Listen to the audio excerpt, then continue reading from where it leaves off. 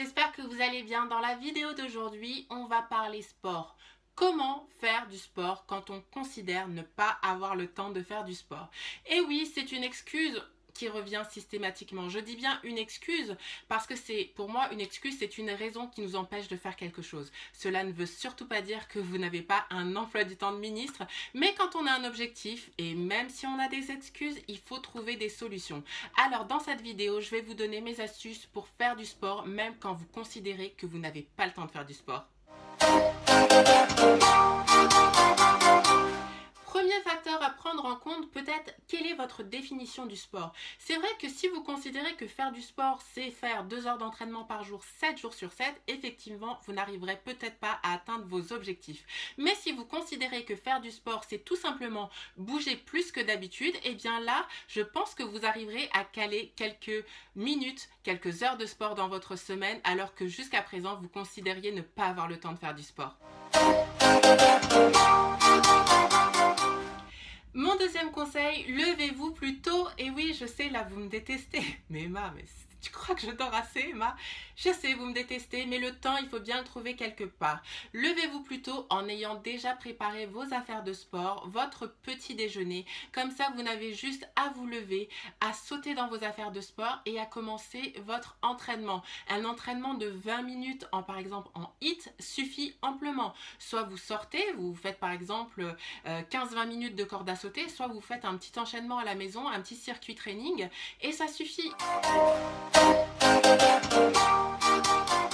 Si vous habitez à une distance raisonnable de votre lieu de travail ou de votre école, n'hésitez pas à faire le trajet à pied ou à vélo. Non seulement ça sera un super cardio, mais vous pourrez aussi vous la péter éco-responsable auprès de vos amis. Et si vous avez par exemple 30 minutes aller, 30 minutes retour, 5 fois par semaine, ça vous fait vraiment un entraînement au top. Autre option, optimisez votre pause déjeuner. Je suis certaine qu'il y a une salle de sport près de votre travail et si ce n'est pas une salle de sport, je suis persuadée que vous pourrez trouver un parc ou faire un petit jogging. Alors certes, ça va vous demander de préparer votre repas la veille et de laisser aller les copines à la cafette sans vous. Ne négligez pas le pouvoir d'une bonne marche, d'une bonne petite marche, 1 heure avec une copine, avec les enfants. Parce que là, les mamans me disent « Non mais Emma, moi avec les enfants, c'est compliqué. » Mais les enfants, vous les amenez dehors, marcher, vous les fatiguez. Comme ça, vous êtes tranquille le soir, tout ça. Voilà, des petits sprints avec les enfants, je suis certaine qu'ils vont adorer. Voilà, c'est quelque chose que vous pouvez faire de manière également ludique avec les enfants ou avec la copine, faire une petite marche autour du pâté de maison, se raconter les derniers potins, voilà. Comme vous n'avez pas le temps de vous entraîner pendant longtemps, je vous conseille de faire vos entraînements en HIIT. Le HIIT, ça veut dire High Intensity Interval Training. J'ai tout donné la team.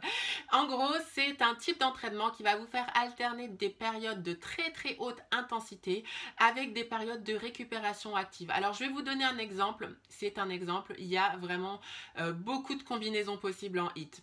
Par exemple, si vous prenez l'exemple du run, ça serait coupler par exemple 30 secondes de sprint avec 15 secondes de marche. Voilà, c'est un exemple. Cette méthode d'entraînement, c'est vraiment une méthode ultra rapide qui va vous faire brûler un maximum de calories et qui est excellente pour brûler du gras. Donc, c'est la bonne nouvelle.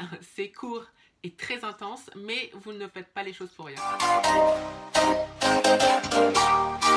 Dernier conseil, organisez-vous. Tout ça, c'est possible uniquement si vous vous organisez. Il vous faut un plan, c'est-à-dire qu'un jour dans la semaine, vous prenez un papier, un stylo et vous vous notez les jours où vous vous engagez à vous entraîner.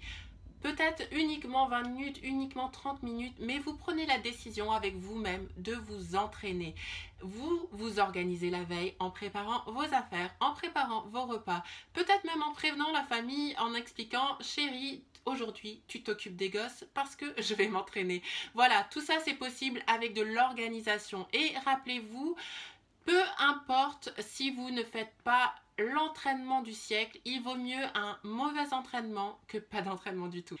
Voilà la team, j'espère que cette vidéo vous a plu et que ces conseils vous seront utiles. Si c'est le cas, n'hésitez pas à mettre un petit pouce et à vous abonner à ma chaîne YouTube. À très bientôt pour de nouveaux conseils.